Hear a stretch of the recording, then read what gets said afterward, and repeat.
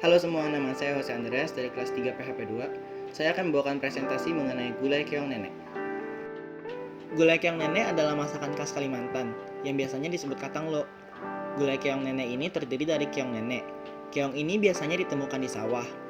Bisa juga disebut sebagai keong gondang, siput sawah, siput air, atau tutut. Tinggi cangkangnya kurang lebih 40 mm dengan diameter 15-25 mm. Bentuknya seperti kerucut dengan warna hijau kecoklatan atau kuning kehijauan.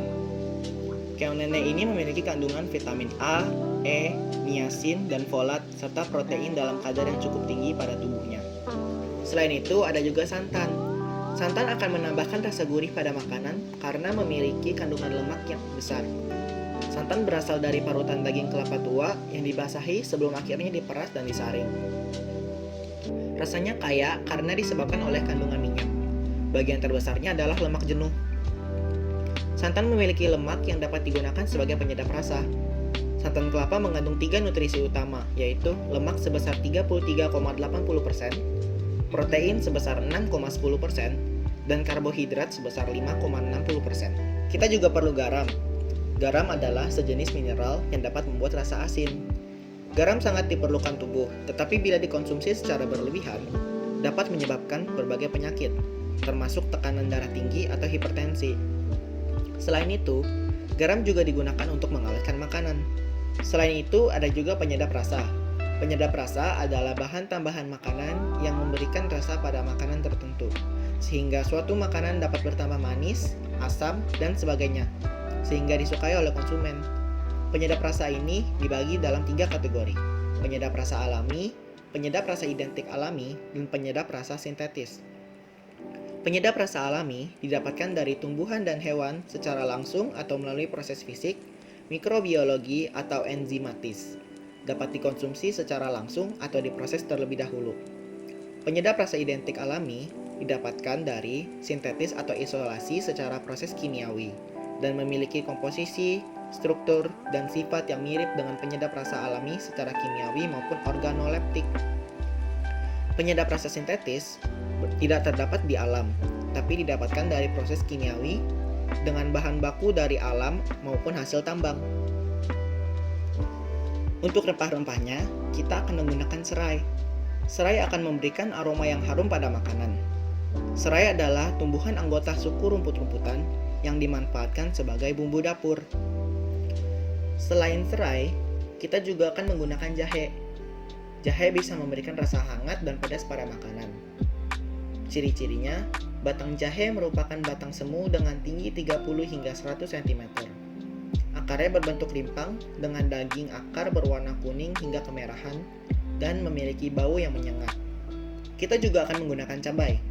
Cabai akan memberikan warna merah dan rasa pedas yang khas pada gulai. Cabai juga mengandung antioksidan yang berfungsi untuk menjaga tubuh dari serangan radikal bebas. Selain itu, cabai juga mengandung lasparaginase dan capsaicin yang berperan sebagai zat anti kanker. Cabai juga memiliki kandungan vitamin C yang cukup tinggi dan dapat memenuhi kebutuhan harian setiap orang. Namun, harus dikonsumsi secara secukupnya agar menghindari nyeri lambung. Selain itu, ada juga kunyit. Kunyit tergolong dalam kelompok jahe-jahean atau Zingiberaceae dan digunakan untuk memberikan warna kuning pada gulai. Selain itu, kunyit juga sering digunakan sebagai pengawet makanan.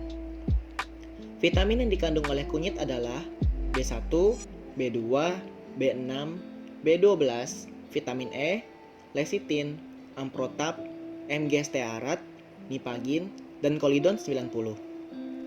Selain itu, ada juga bawang merah dan bawang putih. Bawang merah dan bawang putih memiliki wujud yang berupa umbi yang dapat dimakan mentah untuk bumbu masak, acar, dan obat tradisional. Kulit umbinya dapat dijadikan zat pewarna dan daunnya dapat pula digunakan untuk campuran sayur.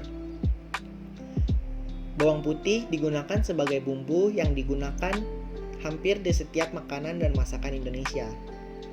Sebelum dipakai, bawang putih dihancurkan dengan ditekan dengan sisi pisau atau digeprek sebelum dirajang halus dan ditumis di penggorengan dengan sedikit minyak goreng.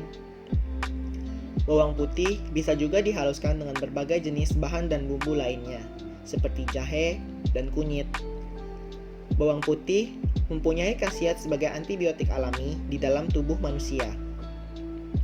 Memiliki kandungan alil metil sulfit atau AMS dan senyawa belerang alisin, ajoen, alil polisulfits, dan vinilmetin.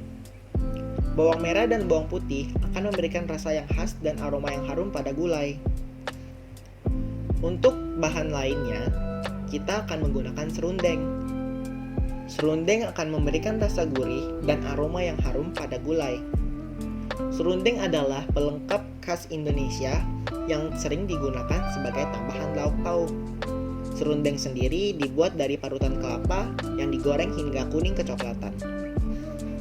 Setelah mendengar penjelasan mengenai bumbu dan rempah tadi, saya juga akan memberikan informasi mengenai penyebaran bumbu dan rempah di wilayah Indonesia. Seperti yang kita ketahui, Indonesia dikenal sebagai gudangnya rempah. Melimpahnya rempah Indonesia yang tersebar di berbagai wilayah membuat bangsa-bangsa Eropa datang ke Nusantara untuk berburu dan menguasai rempah-rempah pada zaman dahulu.